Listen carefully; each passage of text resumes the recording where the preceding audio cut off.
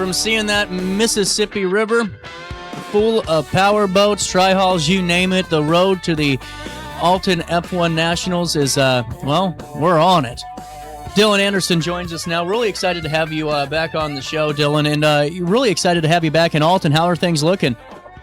Yeah, we're excited to be coming back. This is our third year in Alton, and hopefully Mississippi treats us well and doesn't throw too many logs at us throughout the weekend. We'll see what happens, but we're excited and ready to get the boats on the water. Well, and Dylan, take me through the year it's been for Anderson Marine Racing and yourself. Has it been a pretty good year for you guys? Yeah, we started off a little slow. We had a 5th place at the first race, place at the second race, but we've won the last 2 races in a row. So we're going to try and keep that momentum going and win this last one and get the year over with on a good note. Fantastic. And, going forward, Dylan, take me through last year. What were the conditions like, and what are you kind of anticipating as you head back out there on the Mississippi? Yeah, so the Mississippi River in Alton is always a pretty high amount of current, which changes the way you set up the boat, kind of changes the way you set up your driving style as well. Just the current naturally affects the boat when you're going through the turns a little bit more than it does when you're going down the straightaway. But going down the straightaway with the current, it's a little harder to get the boat to slow down and actually dump the air and settle.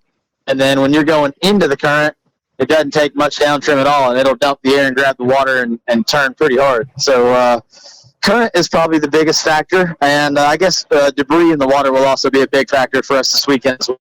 Have you gotten a lot of rain down in Nashville, or you guys been pretty dry?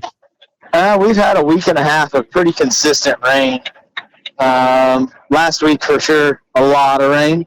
This week we've had here, not so bad, starting to dry up a bit, but still some pop-up thunderstorms once a day or so. I don't know if it helps, but we have been like the Sahara Desert. Every once in a while it might storm for like an inch of rain, but that's about it.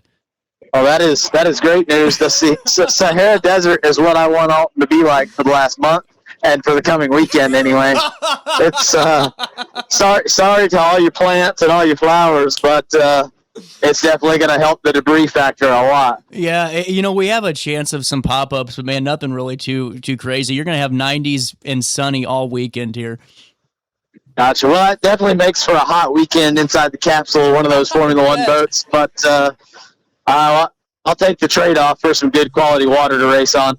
That's what I was going to ask you. What are the conditions inside that capsule looking like, when you're out there? Is it one of those things where the heat gets to you pretty quick, or do you have to stay high? How do you guys do that when it's 90 plus on the river? So, I mean, the big things are like any sort of heat-based racing sport. Hydrate. Your capsule temperatures when it's hot outside, we're getting to, if it's a 90-degree day, capsule temperature is going to be about 115, 120 while you're sitting still. And, you're 5-point harnessed in, so you're strapped into your sauna. You're not moving around in there. But, I've got a little trick I do. I like to just grab a bunch of ice cubes out of the cooler before I get in the boat, throw them in my pockets, and that seems to kind of go a long way. There you go. That's awesome. Man, talk about a way to cut weight if you're a fighter, though. Get one of those capsules for an hour. Yeah, you'll shed every bit of water weight you got through a weekend, that's for sure. Well, man, that's where it really comes into prep work and having a good team. Take me through the team behind you and, going into this weekend and just getting to know your guys a little bit more. Yeah, absolutely. I mean, nobody out there running a Formula One boat is doing it by themselves. It's just physically impossible. If you don't have a good crew behind you, honestly, you just don't have a shot at winning in the first place. Honestly, if you don't have a good crew behind you, you don't really have a shot at getting on the water in the first place, much less winning. Goes a long way having, basically a guy assigned to every portion of the boat, and, everybody has their job and everybody knows what they're doing when the boat gets back to the pits. It's just a good way to avoid failures on the water, and best way to learn is to, pretty much make those failures on the water, and we've had our fair share of them. You totally see that, and as you're getting into town, are you coming into town today, tomorrow, and going to be a part of the meet and greet? Yeah, we're rolling down Interstate 24 through Tennessee right now.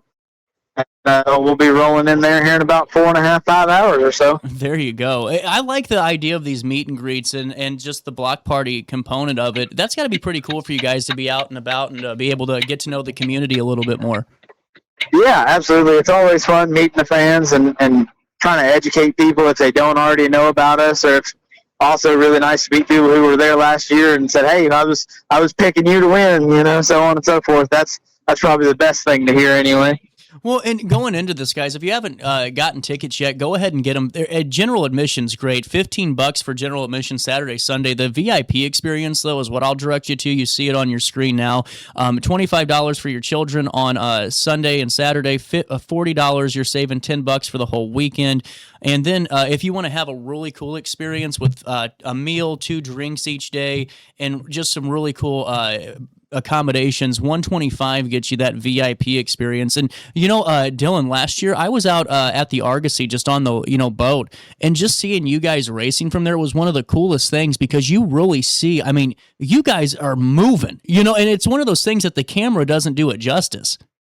Yeah, a camera will never do a tunnel boat justice. Watching them come, especially from the Argosy, I mean, you're probably looking straight down the barrel of the tunnels when they're coming up that front straightaway there.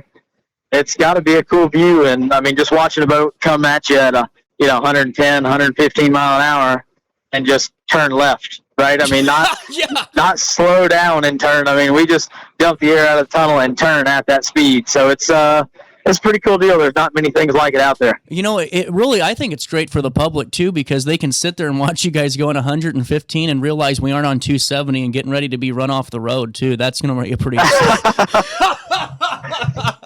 Yeah, that's got to be a better feeling to know that you got somebody who hopefully knows what they're doing out there, not on the road with you.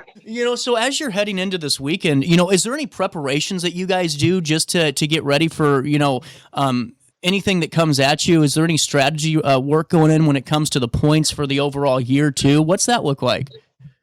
Yeah, I mean, as far as points for the overall year, it's really just consistency. I mean, getting a couple wins in there definitely helps, but I mean, you can win our points championship and just be consistent, not even win a race throughout the year. Consistency is key, and it's to be consistent. Testing and just having all your stuff prepared is probably the best way to be consistent. Try and just keep running a tight schedule, making sure everything's done the way it needs to be done is key for sure. We were talking to Tim a couple of about a week ago, actually, week and a half ago. Is there going to be a pretty significant tournament here, or trophy handoff here?